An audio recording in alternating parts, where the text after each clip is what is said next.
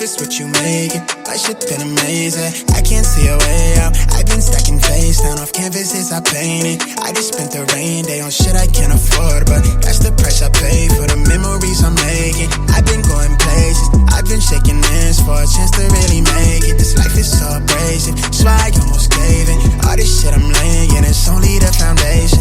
I've been going crazy, just trying to find a way. I was in the basement, trying to turn the page. I was going through the phase. Nobody see my face. I was chasing at the paper. Been all it for the waiters.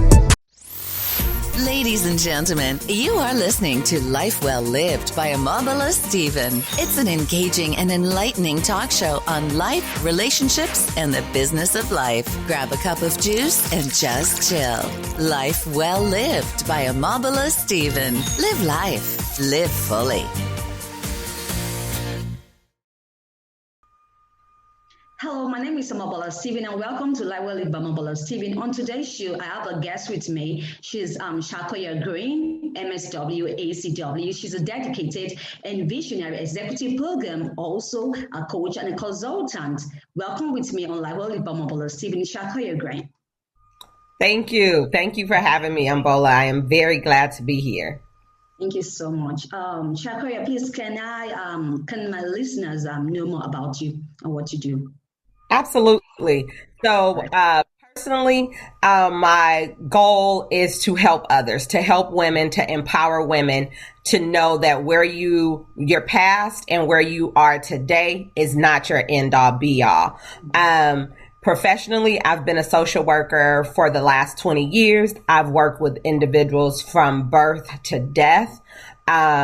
Currently working as a senior vice president of programs, and I've recently launched SDG coaching, consulting and training. And SDG has two meanings. One is sincerely destined for greatness, and the other is my initial, Shakoya Green. My goal is to empower women, women that look like me, honestly, to reach higher and to be able to work within their passion and thrive, to go from striving to thriving. But then also to empower leaders to be effective, efficient, servant leaders and really push forward and grow themselves and develop so that they can grow and develop their teams.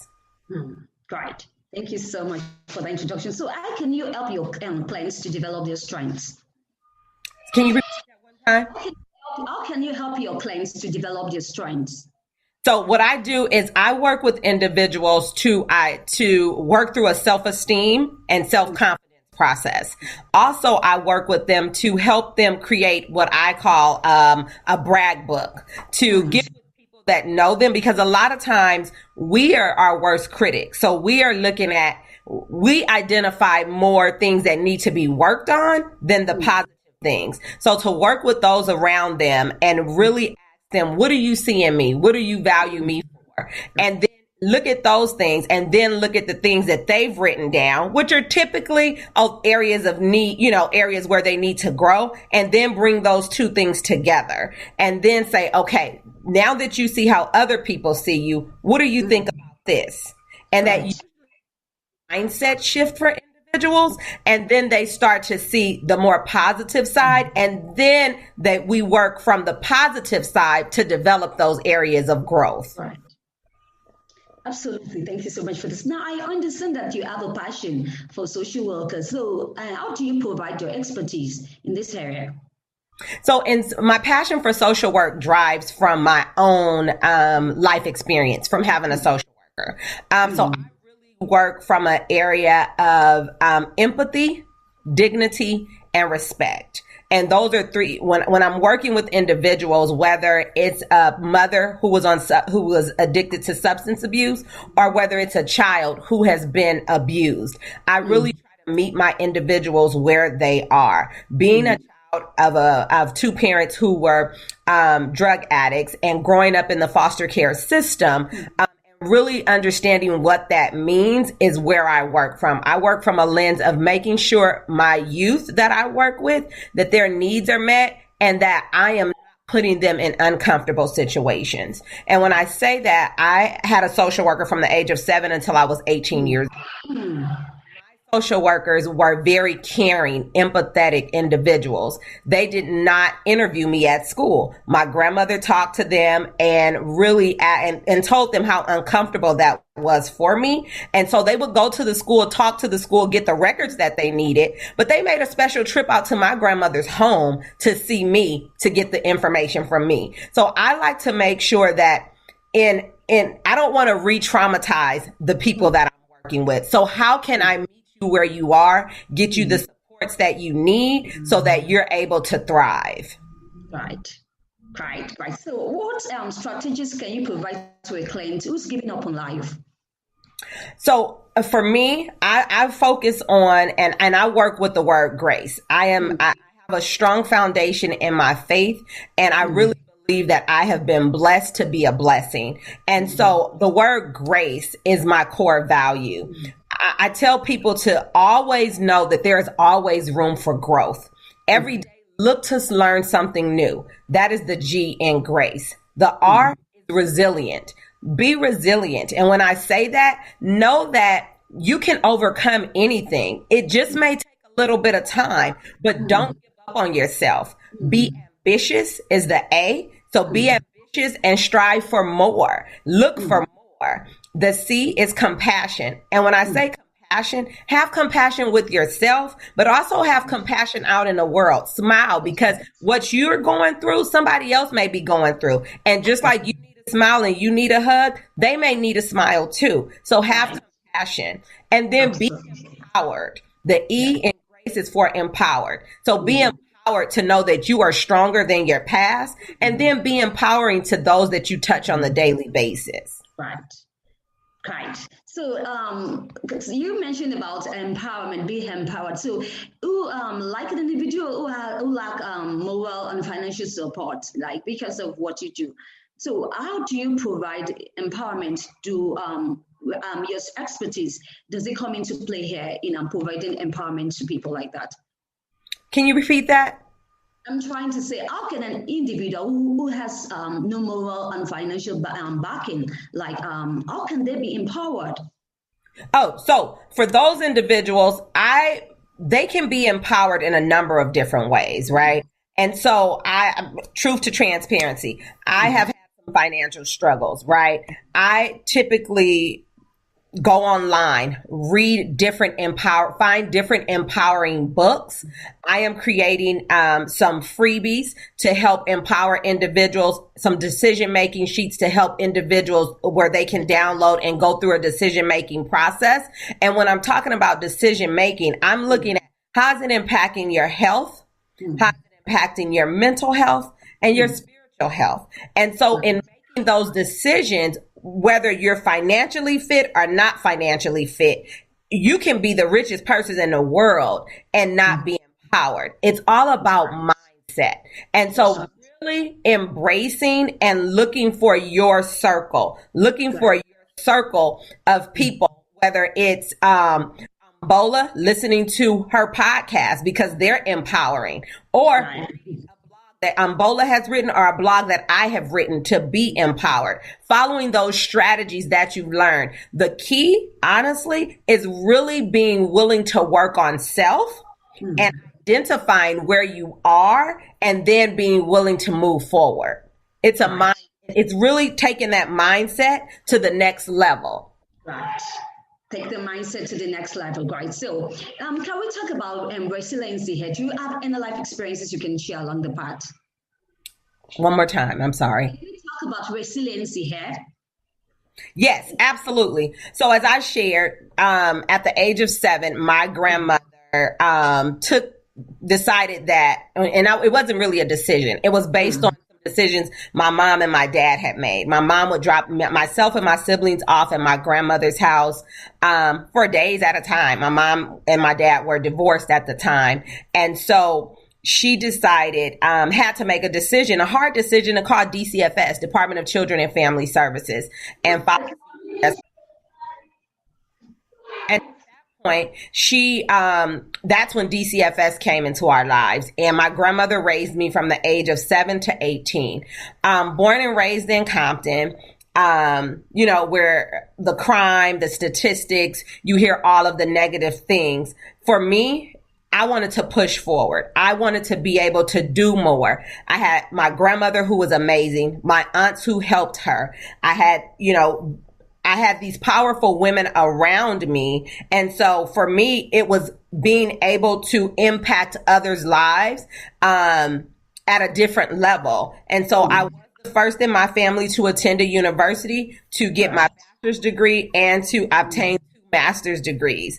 And so for me, it was all about pushing forward and being able to give back and to pay it forward. Not necessarily give back, but to pay it forward. So others are able to be resilient and understand that where you are today is not your end all be all. Your past is not your end all be all. That's right.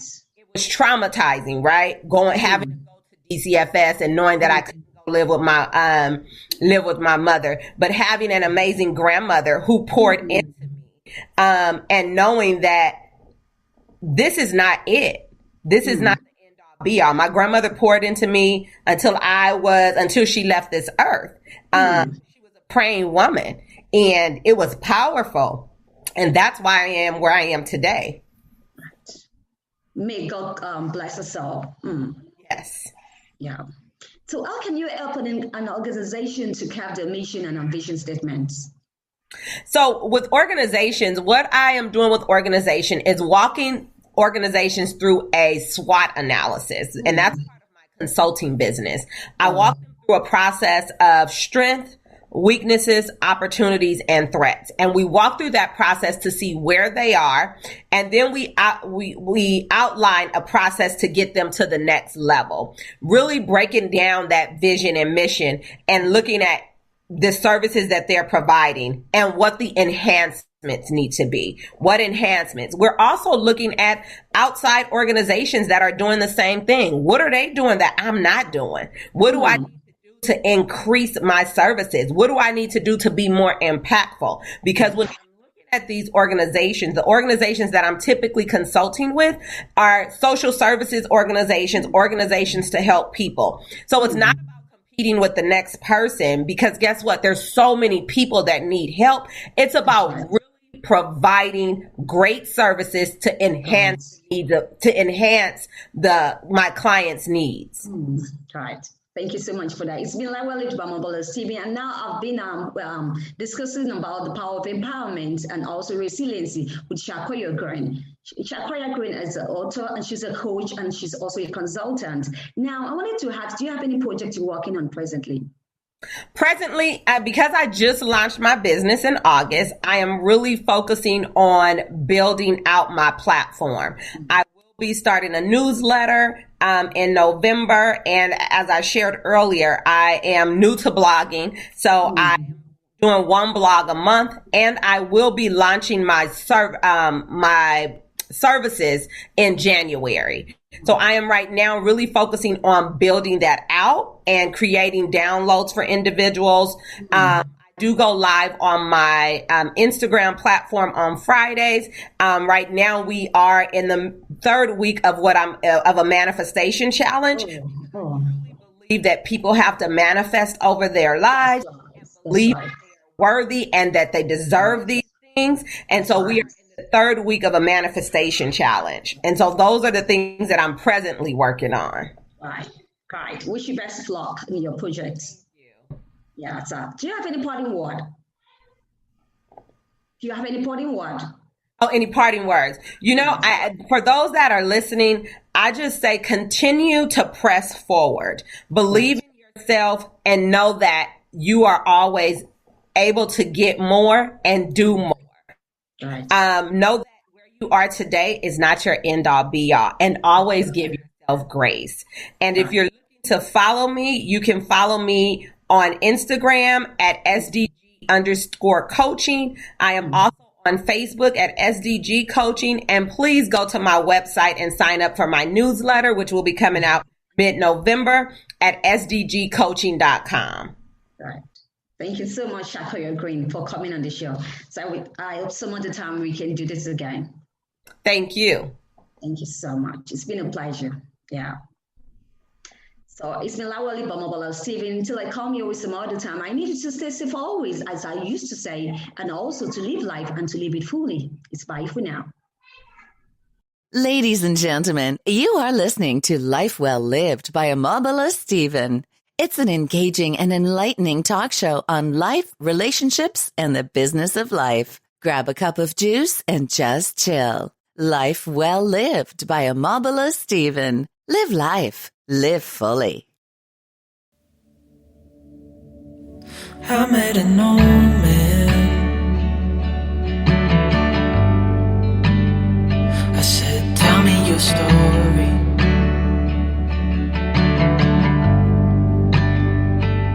He took out an old pen